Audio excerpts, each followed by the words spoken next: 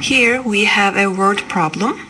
A rectangular garden whose length is 5 yards longer than twice its width has an area of 71 square yards. Find the dimensions of the garden to 2 decimal places. Okay, so we are given that the length is 5 yards longer than twice its width.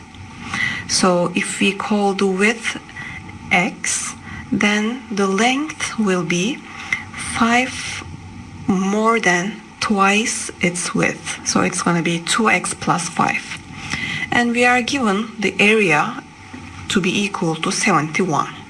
So how do we find the area of a rectangle? We multiply the width by the length. So in this case, our width is x and our length is 2x plus 5. And we are given that the area is 71. So we will just set up this equation, just plug in the values. 71 equals x times 2x plus 5. So just multiply x and obtain your quadratic equation. So to solve it, we have to set it equal to 0. And we try to factor it, but this is not factorable. This is a prime polynomial. So we will use the quadratic formula. So a, b, c, we find the values and we plug into the quadratic formula. So we will get negative b plus or minus b squared plus b squared minus 4 times a times c divided by 2a. And we just evaluate inside the square root, we get 593. So plus or minus, we just split it into 2 parts.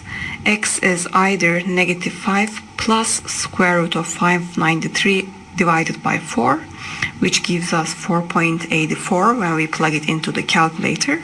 And the second answer will be with a minus. So this is going to be negative 5 minus square root of 593 over 4.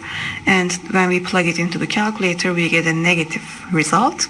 So since the width cannot be negative, we eliminate the second solution and we can accept the first one. So we say width is 4.84 yards and realize that we just rounded the value to 2 decimal places, and the length will be 5 times twice this value, which is going to be 14.68. And if you multiply these two, you will get approximately 71 for the area, so it checks.